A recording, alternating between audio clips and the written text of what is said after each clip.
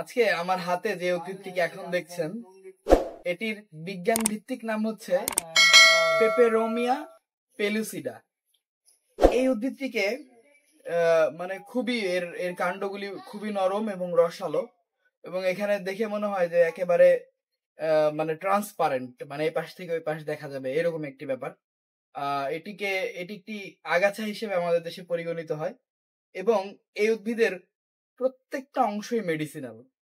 কারণ এই উদ্ভিদের পাতাকে যদি আমরা ড্রাই করে যদি এখান থেকে যদি আমরা ক্রোমাটোগ্রাফি চালাই, তাহলে এখান থেকে আমরা এক ধরনের অ্যান্টি ফাঙ্গাল অ্যান্থোসাইডিন পাবো, যেটা হচ্ছে আমাদের বিভিন্ন ফাঙ্গাসের ইনফেকশনকে দূর করতে সক্ষম।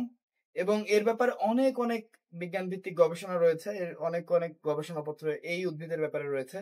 এটার রুট থেকে অ্যান্টি ক্যান্সারাস কিছু ফ্ল্যাভিনয়েডের কিছু যৌগ এখান থেকে এক্সট্রাক্ট করা যেতে পারে। এবং এই উদ্ভিদটির যদি আমরা এই যে কাণ্ডের কথা বলি, খুবই নরম কাণ্ড হয়, এবং এই উদ্ভিদটির এই কাণ্ড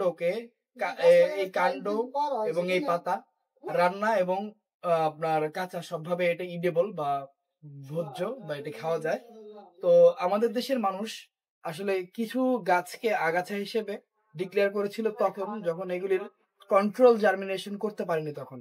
কিন্তু এইটিও ঠিক তেমন একটি উদ্ভিদ যেটার কন্ট্রোল জার্মিনেশন হয়নি, তো এই জন্য হয়তো এটিকে আগাছা হিসেবে মানে পরিগণিত করেছে, বা আগাছা হিসেবে এটিকে ডিক্লেয়ার করেছে।